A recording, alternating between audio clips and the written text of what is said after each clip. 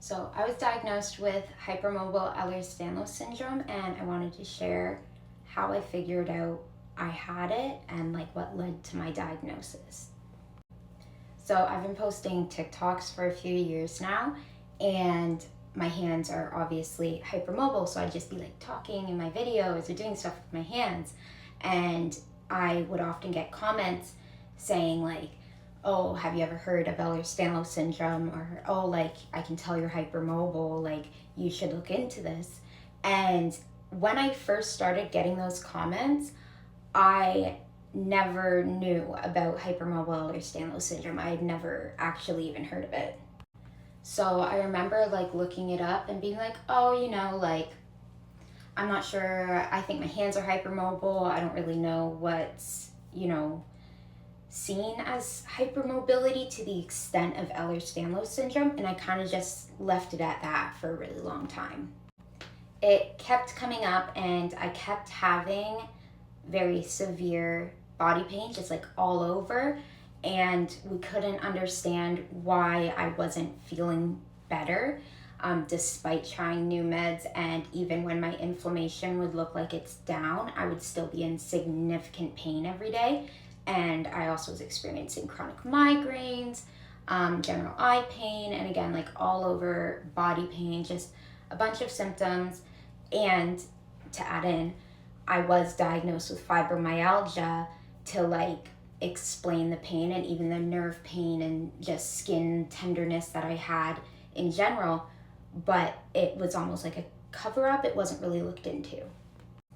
So I started doing research of my own at home, and that's when I started being like, okay, like this hypermobile Ehlers-Danlos syndrome, this really fits with the symptoms I've been experiencing. And I went to my rheumatologist because like I had to go for my arthritis checkup anyways, and I was like, hey, like, have you heard of Ehlers-Danlos syndrome? And she was like, yeah, like, are you hypermobile? And I was like, I don't know, I think so, like, but I'm not really sure what that entails, kind of thing. And she was like, oh, okay, yeah, like, you know when you're like hypermobile, kind of thing, like, so I'm not sure if that fits. And I just was like, okay, I just thought I'd bring it up because like it's been mentioned and I feel like I fit the criteria. And then we didn't speak about it again for that appointment. So I spent another few months researching it more and more, and that's when I learned about like the Baton scale, so like actually measuring hypermobility and what counts as hypermobility. And I realized I was 9 out of 9 on the Baton scale, so pretty much as hypermobile as it gets. I also went through all the criteria and was seeing, all of my symptoms being explained. And I've got like the very smooth skin. I don't, do anything to prevent acne or soften my skin. That's just how it is. I have stretchy skin. I have dislocations, subluxations, a history of them. I've broken bones multiple times with like things that I shouldn't be breaking bones that easily. I mean, I've broken my ankle 3 separate times. I've broken my hand. I've dislocated my shoulder. I've dislocated my ankle. Just lots of things that I was like, hey, like this makes sense.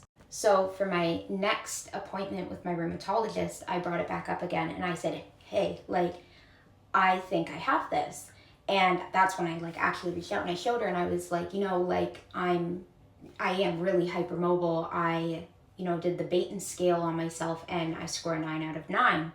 And he had someone who was like training to become a rheumatologist with her, and he immediately was like, yeah, like I see it, like that makes complete sense, and that like I fit the criteria exactly, even the like, arms being longer than your height, all the little things. Even I fit every single criteria for the diagnosis.